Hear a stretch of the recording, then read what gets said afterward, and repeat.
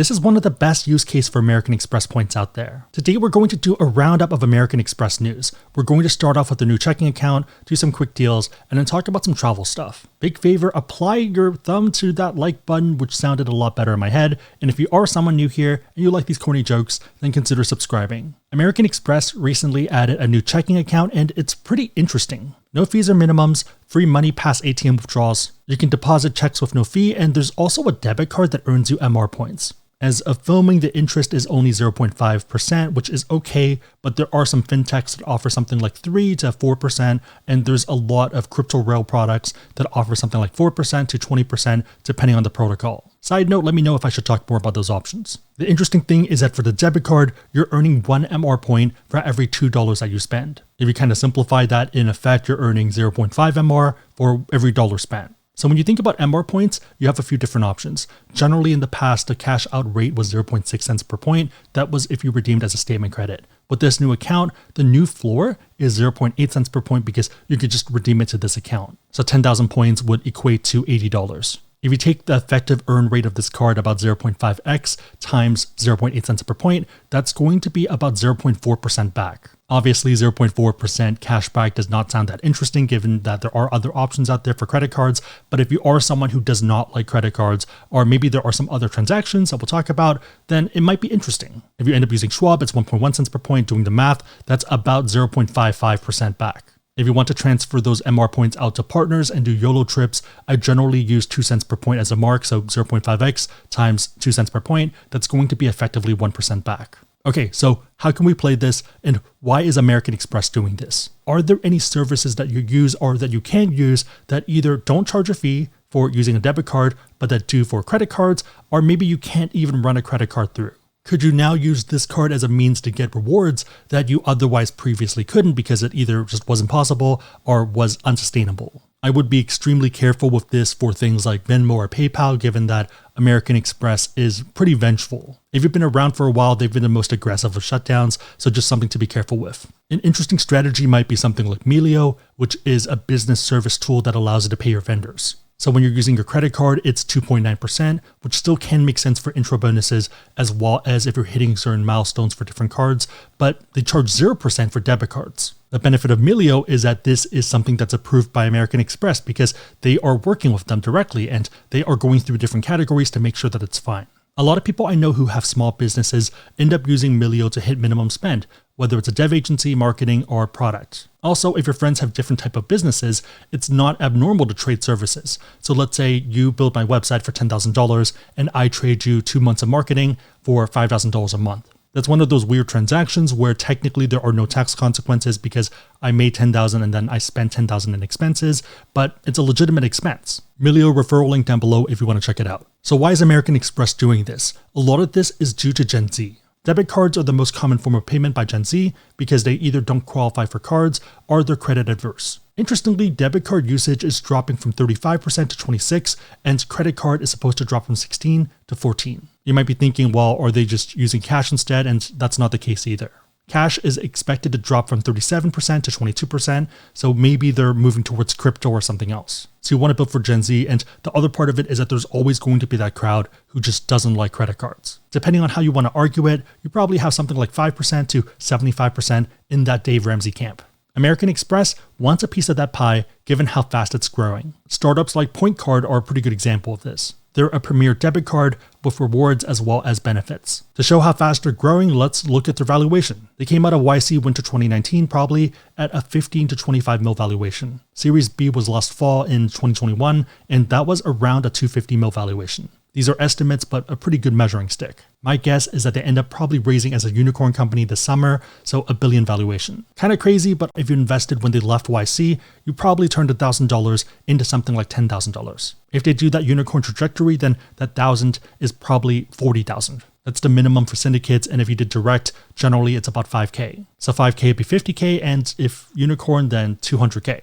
Another example of why American Express should care is something like Oxygen that recently raised at a 500 mil valuation. If you're American Express up in your ivory tower, you pretty much have two choices. Either you build out your own version of this or you end up acquiring them. Looking at their history though, they don't mind shelling out money. In March 2019, they bought Lounge Buddy, which is a reservation and booking system and review system for lounges. November 2019, so the same year, they ended up buying Resi, which is a reservation system for restaurants. On the note of buying things, I wanted to thank Mercari for sponsoring today's video. The Mercari marketplace connects buyers and sellers together in a flea market style app. They focus on normal people rather than retailers and power sellers. One thing I really like is that they make selling as easy as possible. It's actually crazy how fast and easy it is to list an item using their app. Just take a picture and you're good to go. There's some background AI that ends up reading what the item is, so here it knows that it's a tripod. You list the brand as well as the condition, and they're going to tell you suggestions of pricing based off previous sales.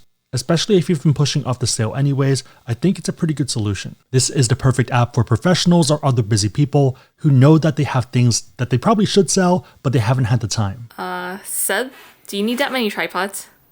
No, we have too many tripods. The other thing too is that I don't really want to have to schedule a time with someone, either meet them at their house or meet at a mutual location or my house in order to do the sale and potentially get haggled and just deal with that nonsense. Depending on where you live, they also have something called Mercari Local. This ends up saving you a ton of time and hassle because they pretty much white glove the whole service. You take a picture, list the item and the price you want to sell it for, and then once it sells, Mercari comes to pick it up for you and delivers it to that person who bought it. You don't have to share your home address with a random buyer, and you also don't have to deal with boxes and other labels. If you don't live in an area with Mercari Local, then you can ship your items. In March and April, I always try to do a little bit of spring cleaning, and I feel like this year is worse than the prior ones. I have a lot of items that are good, that are still in working condition, that are otherwise useful, but I've just upgraded past them. Mercari is especially useful if you have a player too that's getting a bit angry that there's a lot of junk in the house. We might also be moving into a larger apartment just to get a little bit more studio room, so this is kind of the perfect storm for us to get rid of some stuff before that move. If you're interested in Mercari, I'll leave a link down below in the description box, and if you are selling something, let the community know because maybe they'll be buyers. Thank you again, Mercari, for sponsoring today's video. If you're looking to do an aspirational trip later this year, then American Express has a pretty good transfer bonus. You get 30% extra points when you transfer American Express MR points, membership reward points, to Virgin Atlantic miles. So 1,000 MR would be 1,300 Virgin Atlantic. This transfer bonus is until March 31st of 2022, so you do have a bit of time, but if it is interesting, I would do it sooner rather than later. Side note, you might not be able to see this until you log into your account because I wasn't able to. So log in, press into your points, press transfer, and then all options, and then you'll see pretty much everything, and all you have to do is link your account and transfer your points over. This is one of the best use case for American Express points, especially if you care about aspirational YOLO trips. I've done other videos and also blog posts talking about this in the past, so I'd probably go through those if you are planning to do this, but the too long didn't watch, too long didn't read of this would probably be this blog post with a chart. With this 30% transfer bonus, it would take you 70,000 to 74,000 miles to fly business class round trip to Japan. For first class, it's going to be 85,000 to 93,000 MR points. One complaint I get a lot is, well, why don't I just cash this out through Schwab and then invest it and then use the proceeds or the dividends from my investments to then book that flight? In theory, that makes sense, but especially for dividends, you don't make that much back. Taking the 70 to 74,000 points, that's $770 to $814. So imagine taking $814 to find a round trip business class deal for Japan. It can happen if you get very, very, very lucky, but I would say that it's not the norm, probably something that we see every 5 years or so. For first class, that's $935 to $1,023. If you can find me a deal like that for cash, then I'd probably pay you a few $100s and I'd book that all day, every day. To put it into perspective, people happily view $2,400 from JFK to Bangkok as a pretty good deal. Look at how much interaction, views, and comments there are from this Flyer Talk thread.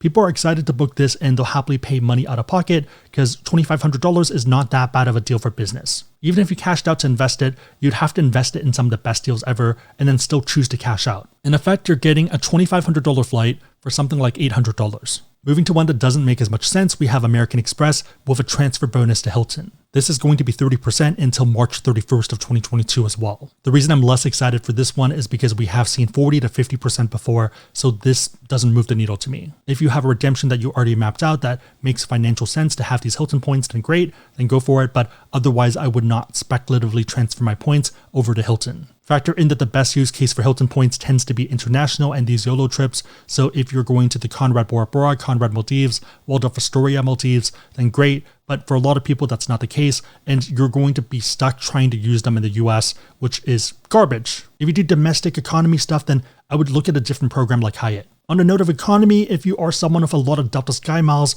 and you want to go to Australia, then there is a pretty good deal. It's going to be 86,000 Sky Miles for round trip in the main cabin. This is economy and not too bad of a way to use Delta Sky Miles. Reminder that Delta does not really scale for business, so if you did business, it would be 232,000 miles. That's one of the reasons why I tell people to be careful about transferring over to Delta. So I think they transfer over because they like Delta, but they don't realize that the miles are a lot harder to use. Or they're easy to use, but it's very difficult to get outsized value from. If you're someone debating becoming a Delta loyalist, I would check your emails. American Express sent an email in partnership with Delta, allowing people to not just match over, but to match up +1. If we take the example of United, they have Silver, Gold, Platinum, and 1K. Delta is Silver, Gold, Platinum, and Diamond. So if you had United Silver, instead of getting Delta Silver, you would get Delta Gold. If you have United Platinum, then you would get Delta Diamond. You do need to sign up by August 15th of 2022, and you end up keeping the status until August 31st of 2022, unless you fly enough to basically finish the challenge. If you do that, you end up keeping status until January 31st of 2023. One cool trick that I'm not sure if I should talk about is that you can actually do Delta challenges every 3 years. There are some people who are going to stay with their airlines, but they'll strategically do challenges based off when they're flying Delta. On the note of flying, some American Express Centurion Lounges are going back to regular hours. This is great news because a lot of the lounges ended up cutting their hours based off lower traffic. So right now, a lot of them are 9 a.m. or 10 a.m. until 7 p.m. And now they're going back to 5 a.m. until something like 10 p.m. If you are someone that flies early morning or you fly at night, then awesome news, but this is still on a lounge by lounge basis. I'm guessing the busier airports will go back to normal hours sooner compared to the ones like Phoenix that probably get less traffic. As much as shortened hours suck, it's still a lot better than what's going on in LAX. A lot of this has been due to building repairs, but I feel like it's a pretty busy airport and I'm surprised that they've been able to be closed for this long. Last Friday on March 4th of 2022, they did end up opening up a new pickup area, but it's still pretty basic. It very much reminds me of a Party Pass lounge compared to a Centurion lounge. It's pretty interesting because expectations are going to be pretty high, so I hope that they can meet them, maybe exceed them, but we'll see what happens. If they make the lounge at LAX similar to JFK, then I'm a happy camper. If you want to learn about cards, whether American Express or some other issuers, and you want to support the channel, we do have links on the website, AskSebby.com, and also down below in the description box. Make sure they're competitive, but otherwise, huge way to support the channel. My question for you is, what are your thoughts on the American Express checking account and on any of these news stories? Also, are you someone that's traveling, or are you still holding off, or maybe only domestic and not international? Let me know and everyone else know in the comments down below. For me personally, I'm still more domestic focused given everything that's going on. Big favor, give this a thumbs up, share this with anyone else who might benefit, but otherwise, hope you guys liked it. See you guys next time.